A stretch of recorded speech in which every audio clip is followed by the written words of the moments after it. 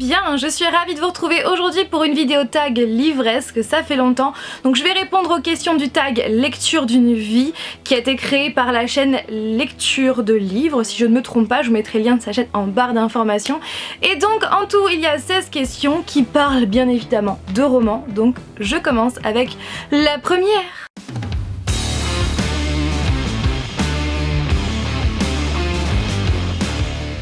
Je pense que c'était Charlie et la chocolaterie de Roald Dahl que j'ai lu pour sûr en CM2. Mais en même temps, je dirais aussi Le Petit Prince de Saint-Exupéry que j'ai lu pendant ma primaire, mais je ne suis incapable de savoir en quelle classe. Donc c'est soit l'un, soit l'autre. Et donc je devais avoir... on a quel âge en CM2? Je devais avoir une dizaine d'années si je ne dis pas de bêtises.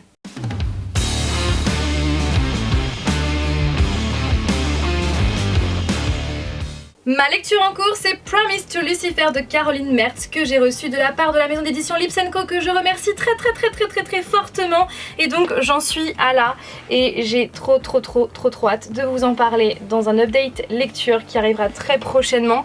Et honnêtement, j'approche de la fin et j'ai pas envie que ça se termine. Voilà pour un petit indice concernant mon avis.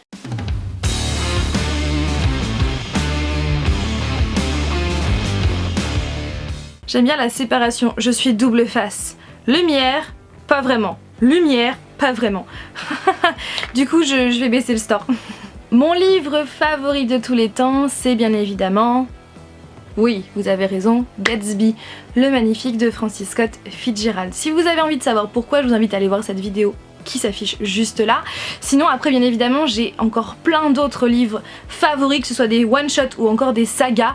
Donc si vous avez envie que je fasse un update de cette liste, puisque j'ai déjà fait des vidéos sur ce sujet mais ça a un petit peu changé depuis, donc il y a des livres qui se sont rajoutés. Donc si vous avez envie que je fasse un update de mes livres favoris de tous les temps, eh bien dites-le moi en commentaire.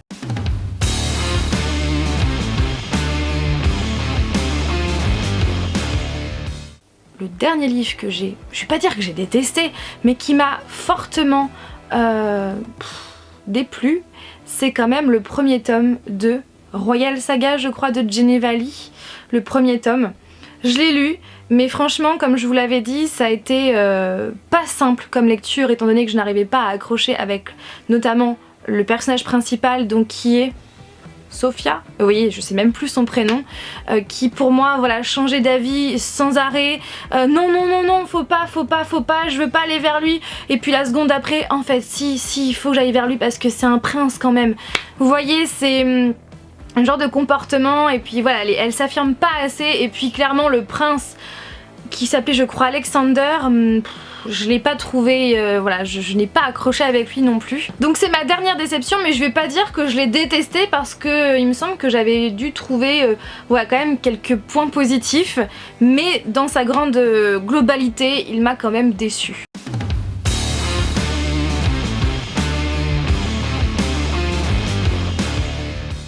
C'est donc Flora Banks de Emily Barr. J'ai tellement été déçue de la fin. Et pour vous dire, j'étais pas loin du coup de cœur. Si cette fin n'avait pas été aussi bâclée, je l'aurais ajouté dans ma liste de favoris de coup de cœur de 2019 sans hésiter. Mais ça n'a pas été le cas puisque la fin a été bâclée. Pour moi il manque quelques chapitres et d'ailleurs je sais que je ne suis pas la seule puisque Clara, je crois bien que c'était Clara Castor, j'espère que c'est bien ton pseudo, donc si tu passes par là, je te fais plein de bisous. Et donc tu m'avais dit justement donc en commentaire que toi aussi t'avais été déçue par la fin. J'espère très sincèrement que l'autrice a décidé peut-être ou a envisagé cette fin pour qu'il y ait une suite, mais ça s'est passé trop rapidement alors que le sujet est quand même hyper intéressant. Ça parle de la perte de mémoire, donc Flora a une perte de mémoire, elle ne se souvient pas, elle n'a pas de souvenirs au-delà de ces 2-3 dernières heures, et puis d'un seul coup hop elle ne se souvient plus de rien, de qui elle est, de ce qu'elle fait, ce qu'elle était en train de faire, quelle est sa vie, ses parents, son entourage, etc. Et à la fin on a quand même une révélation qui est quand même un coup de massue auquel on ne s'attend pas, et on a après affaire à un chapitre je crois ou deux du après, mais ça se passe bien après et c'est trop bâclé et c'est vraiment dommage parce que l'histoire était intéressante avec un sujet hyper intéressant, Flora est trop attachante, mais cette fin non, c'est pas possible.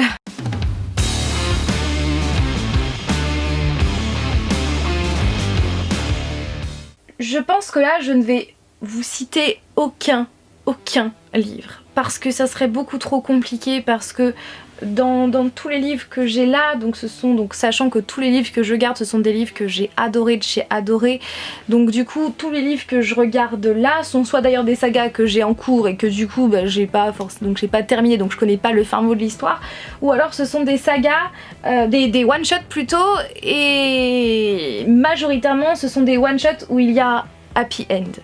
Et c'est vrai que je dirais toutes les histoires qui ont un happy end parce que j'adore les happy end quand ça se finit bien.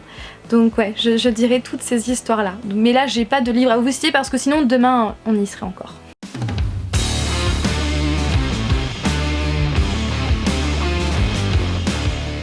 J'ai bel et bien filmé la réponse à cette question, mais comme vous pouvez le voir, quand j'ai mis tous les rushs bout à bout lors du montage, je me suis aperçue que ma réponse durait en tout 9 minutes 44 pour cette question.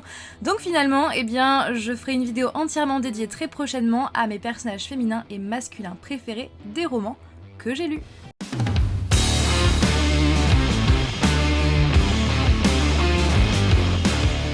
Alors le personnage féminin qui me vient tout de suite en tête, c'est Daisy Buchanan dans Gatsby le Magnifique. Je ne peux pas blairer cette fille aussi bien dans le roman que dans le film, parce que c'est à cause d'elle qui se passe tout ça, mais en même temps il n'y aurait pas d'histoire puisque c'est quand même elle qui a déclenché tout ça dans la vie de Jay Gatsby, mais c'est surtout le fait que la fin, c'est à cause d'elle que cette fin est ainsi, et son manque de compassion non,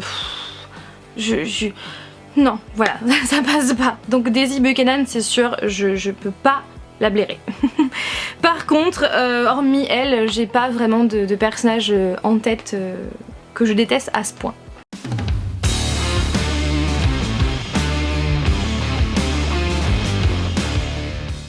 Alors un ou plusieurs livres que j'aimerais absolument commencer, vous savez quoi, je vais aller direction ma pile à lire, ça sera plus simple. Alors allons du côté de ma pile à lire, et le livre que j'ai trop envie de lire en ce moment c'est Le Marchand de Sable de Gaïa Alexia, donc c'est le tome numéro 1, sachant que le tome 2 est sorti tout récemment donc chez Hugo Roman. C'est une romance qui tourne autour, d'après ce que j'ai pu lire, et bien des rêves, des cauchemars et aussi de la mythologie nordique. Donc voilà pour le livre que j'ai très hâte de découvrir.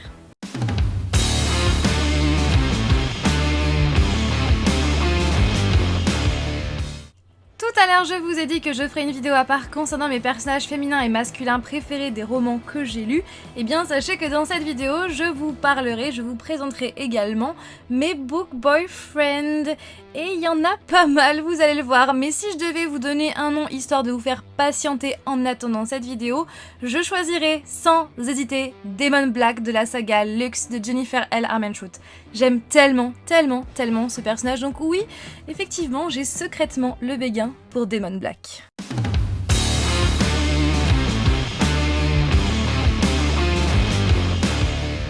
Je n'en sais rien, franchement je n'en sais rien parce qu'à l'heure actuelle je crois que j'ai terminé très peu de sagas, j'ai beaucoup de sagas en cours et je pense que j'en ai terminé très peu, et celles que j'ai terminées ne m'ont pas déçue, donc là pour le coup je ne sais pas.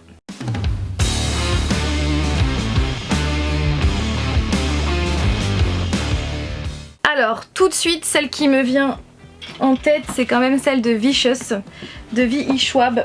Je la trouve mais hyper belle cette couverture, franchement, puis en plus le rouge est ma couleur donc je suis trop fan de cette couverture. Les couvertures aussi de la saga Miss Peregrine, je suis, enfin voilà, c'est un peu creepy, on est d'accord, mais je trouve que c'est vraiment un très bel objet livre, ouais, j'aime beaucoup. Horror Store bien évidemment de Grady Hendrix parce que ça fait clairement penser à un catalogue Ikea et c'est hyper bien pensé. Bon, bien évidemment c'est dans le thème de l'histoire à l'intérieur, ce qui est logique, mais ouais je trouve ça trop stylé. Cette couverture Orgueil et Préjugés de Jane Austen, donc illustrée par Hugh Thompson, voilà, chez Milady, je la trouve mais hyper belle cette couverture.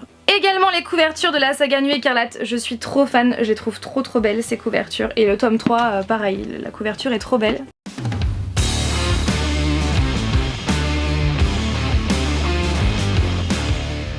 Alors je pense, je suis désolée de dire ça, alors que pourtant c'est l'une de mes sagas préférées, mais pour le coup, je suis pas vraiment fan des couvertures de la saga Luxe. Donc chez les éditions J'ai lu. Je sais pas, même si bien sûr ça va donc dans le thème, mais en fait non, j'arrive pas vraiment, je les trouve pas hyper jolies en fait. C'est peut-être aussi que c'est pour cette raison, c'est très superficiel ce que je vais dire, mais je pense aussi que c'est pour ça que je me suis jamais trop penchée sur ces livres là, parce que les couvertures ne m'ont jamais attirée, et pourtant ça a été un énorme tort de ma part puisque c'est une saga qui est juste incroyable, juste génialissime. Donc voilà, c'est vraiment je pense les pires couvertures parce qu'elles sont pas très jolies, mais encore une fois c'est voilà, c'est que mon avis, bien évidemment vous n'êtes pas obligé de partager ça.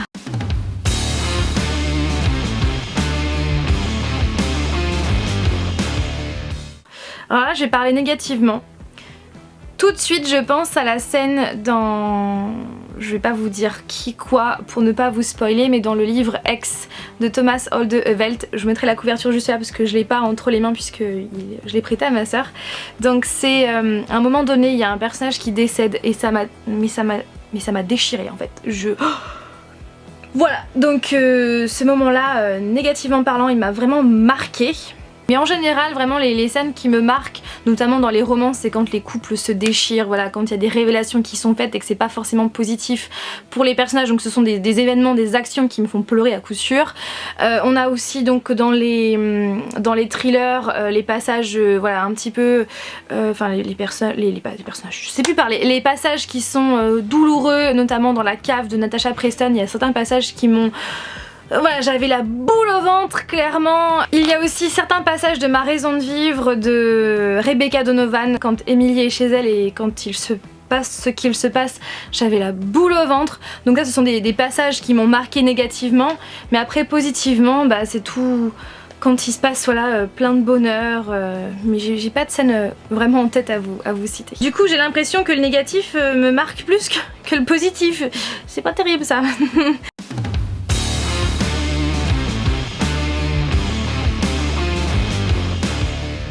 Miss Peregrine et les enfants particuliers. Pouvoir les rencontrer ou être moi aussi, faire partie des enfants particuliers, parce que j'ai toujours su que j'étais particulière, différente des autres. Donc voilà, c'est d'où le t-shirt, je sais plus parler, le bonnet péculiar. Je sens que je suis différente, donc je pense que je ferai bien partie de cette petite bande.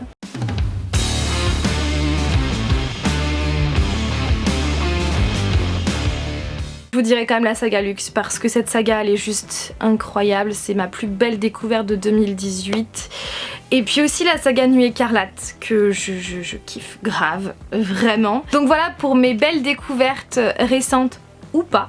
Sur ce, voilà, j'ai répondu à toutes les questions de ce tag. Si vous aussi vous avez envie de répondre aux questions en commentaire, n'hésitez pas à le faire, ou alors en vidéo ou sur votre blog, n'hésitez pas. Et si vous le faites, n'hésitez pas à mettre les liens en commentaire pour que je puisse aller voir vos réponses. Sur ce, eh bien je vous fais tout plein de bisous et je vous dis à mercredi prochain pour une nouvelle vidéo. Bye!